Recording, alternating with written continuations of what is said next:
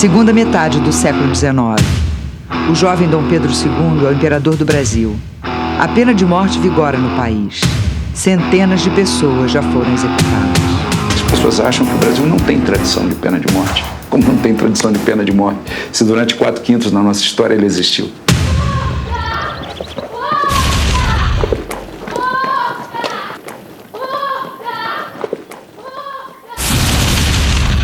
Macaé, norte da província do Rio de Janeiro, 6 de março de 1855. Um cortejo acompanha o condenado Manuel da Mota Coqueiro em direção à forca. Era um evento que tinha dois momentos. Um momento de alegria, de festa, em que o condenado era execrado, xingado, ofendido, insultado pela multidão. E a saída do enforcamento, quando todos saíam tristes, cabisbaixos, culpados. Atendendo ao que foi determinado. A pena de morte servia, nos momentos de conflito, para trucidar os heróis da pátria. E nos momentos de calmaria, para matar os desgraçados e miseráveis. Ela sempre serviu para matar, basicamente, negros. A pena de morte foi um instrumento de contenção da rebeldia dos negros escravos. Eu sou inocente. A minha maldição será que essa cidade pagará 100 anos de atraso pelo que me faz. Quando um prefeito não governasse bem, quando os reclamos da sociedade não eram correspondidos, quase sempre as pessoas imputavam à praga de Mota Coqueiro o não sucesso, dos seus desejos, aquilo que estava no imaginário social. Todas as coisas ruins que aconteciam na cidade eram debitadas à maldição. Você tirava 0 em matemática, foi a maldição. Acontecia um pequeno acidente em casa ou na rua, foi a maldição. Coqueiro morre jurando inocência. E, segundo vários historiadores, ele era inocente. Por causa deste suposto erro judiciário, o imperador Pedro II nunca se perdoou. Inclusive, ele teve aquela frase depois dizendo que nunca mais haverá pena de morte, ninguém será condenado mais à morte no Brasil.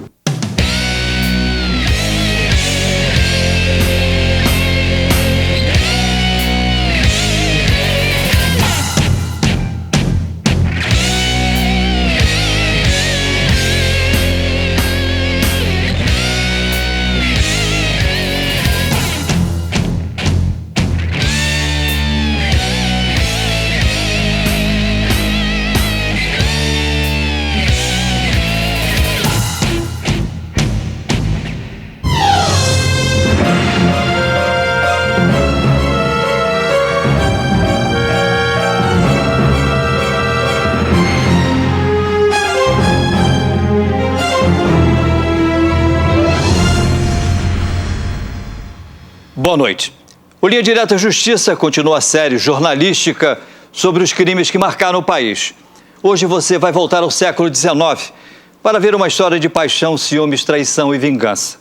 É a história do fazendeiro e capitão da Guarda Nacional, Manuel da Mota Coqueiro, um homem rico que enfrentou inimigos poderosos e acabou enforcado. Coqueiro foi acusado de ser o mandante de uma chacina contra uma família inteira. Um crime que, segundo vários historiadores, ele não cometeu. E o pior, ele teria morrido sabendo quem era o assassino. A imprensa da época o chamava de Fera de Macabu. A revelação do erro judiciário se deu apenas em 1877, quer dizer, 24 anos depois que ele cometeu o crime. Na verdade, o julgamento e a execução serviram como emblema para toda a discussão sobre erro judiciário e também sobre a pena de morte no Brasil. Então essa é a importância do caso Coqueiro. Coqueiro nasceu em fevereiro de 1799, na fazenda do Coqueiro, em Campos dos Goitacazes. Aos 17 anos, ele saiu da fazenda onde trabalhava e foi para a cidade de Campos aprimorar os estudos.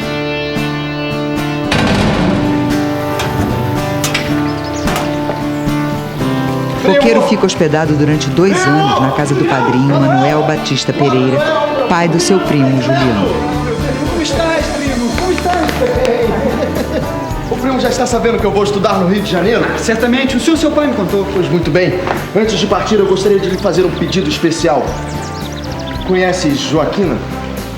Como não haveria de conhecer a noiva de meu primo? Pois muito bem, ela agora é vossa. Minha, primo? Vossa responsabilidade, primo. Primo. Eu quero que cuides da senhorinha Joaquina na minha ausência.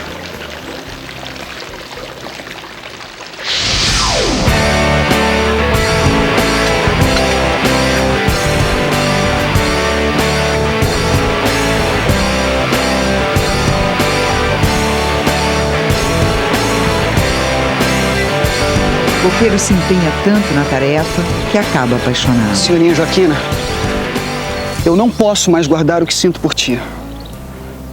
Não importa que eu seja mal falado na família, não importa que meu primo Julião me amaldiçoe, não importa nem que eu vá parar no fundo de uma cela escura. Eu a amo, senhorinha.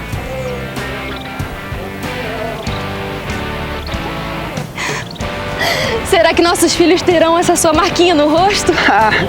Essa eu trago comigo desde o berço. Mas eu prefiro que os nossos, que eles tenham a sua beleza.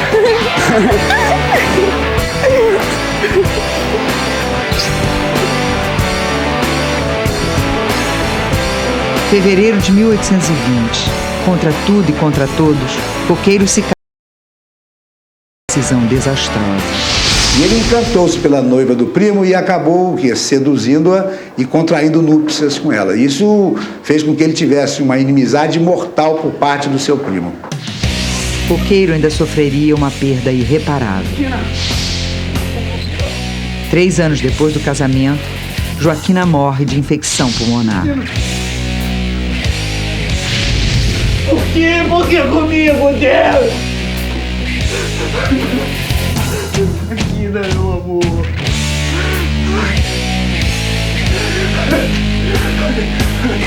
Em novembro de 1824, Coqueiro recebeu como herança uma grande extensão de terra na região de Macabu, no Rio de Janeiro.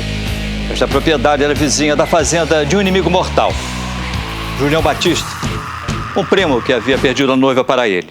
Então, Mota Coqueiro de um lado, o primo do outro, e esse primo desejando uma vingança, de qualquer forma, esperando o momento próprio para poder fazê-lo.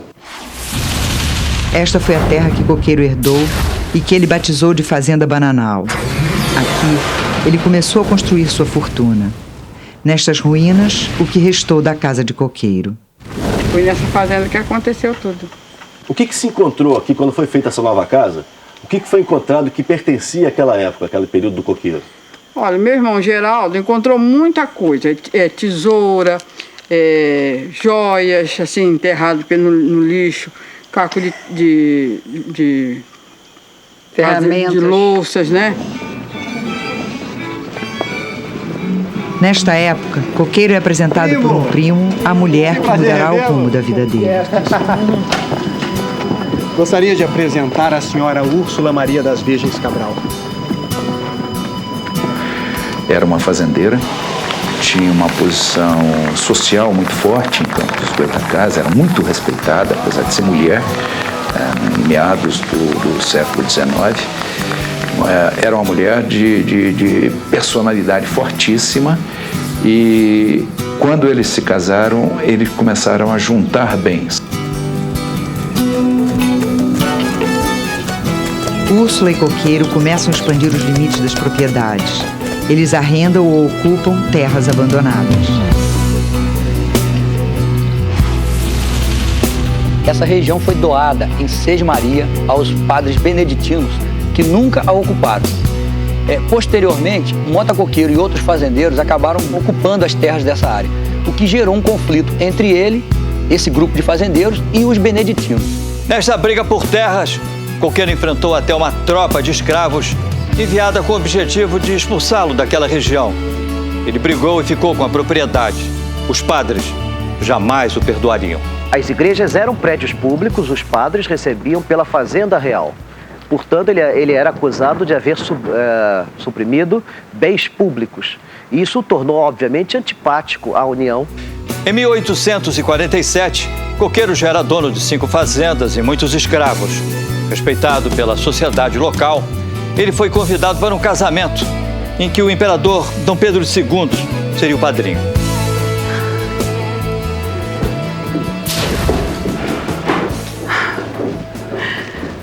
O que achas? Eu não sei. Eu não entendo nada das regras do bem vestir. Sou um homem rude, tu bem sabes disso. Mas hoje deves manter a compostura. Estaremos diante de Vossa Majestade, o Imperador. Mas isso é que me deixa nervoso, Úrsula.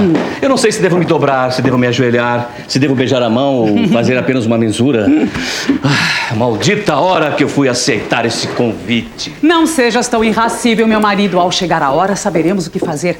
Afinal, não somos uma parelha de mulas chucras. E na dúvida, consultamos um amigo mais experiente sobre o protocolo perante Vossa Majestade. O que achas? Ótimo. A cidade de Quissamã fica a 237 quilômetros do Rio. Esta é a casa onde o casamento foi realizado, na fazenda Quissamã. Até hoje, 156 anos depois, ela ainda está preservada.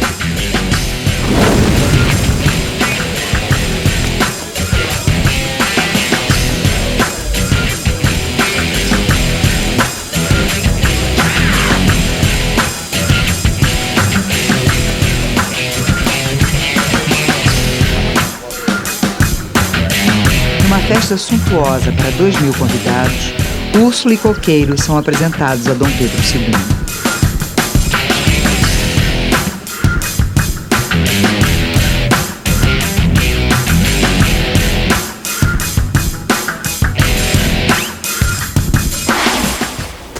Já falei pra vocês, amanhã cedo, mas bem cedinho.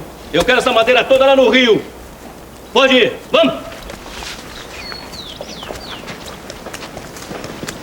Dias depois, Coqueiro recebe a visita de um vizinho. Padre Coqueiro? Ô, compadre. Esse é o homem que eu lhe falei. Então, o senhor está interessado em trabalhar nas minhas terras como colono? Sim, senhor. Qual é a sua graça? Francisco Benedito. Francisco Benedito. Ele era um bêbado quanto mais, o que, aliás, era uma qualidade de grande parte desses sem terra. E ele era casado, e tinha já 6 filhos quando chegou à fazenda Bananal, de Mota Coqueiro.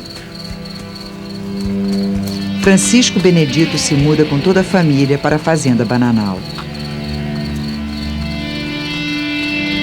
E Mota Coqueiro lhe deu um pedaço de terra que deveria ser explorado em meação, com várias regras, com várias combinações que eles fizeram à época. O casebre ficava aqui, a pouco mais de 1 quilômetro da casa principal da fazenda, onde morava Coqueiro.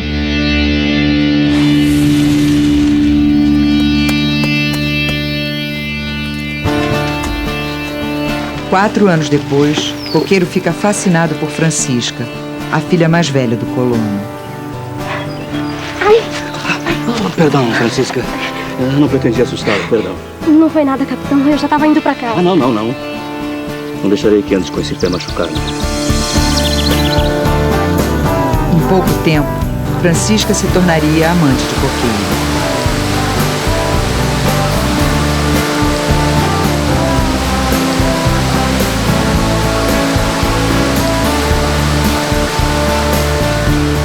Os encontros entre os dois são cada vez mais frequentes. Casado, Coqueiro vive com Francisca uma paixão sem limites. Embora não percebam, os escravos observam tudo. Porque os encontros amorosos eram encontros em locais como esse, em cachoeiras da região, como essa, em plantações, e até mesmo na casa do Mota Coqueiro. Nesta época, Úrsula das Virgens, mulher de Coqueiro, ficava a maior parte do tempo numa outra fazenda, onde podia acompanhar o estudo dos filhos. Mas a distância não impediu que ela soubesse de tudo. A relação Mota Coqueiro e Francisca acabou resultando numa gravidez. E uma gravidez que durante alguns meses foi mantida escondida, mas que logo acabou sendo descoberta, não só pela família da moça, como também pelas pessoas que viviam na região. Senhor, meu marido, me diga se isto é verdade. De maneira alguma. Evidentemente que são mentiras por parte dessas mucamas que vivem ao seu redor. Sabes muito bem que eu não sou nenhuma tonta. Achas que eu não percebo que se trata de uma mentira?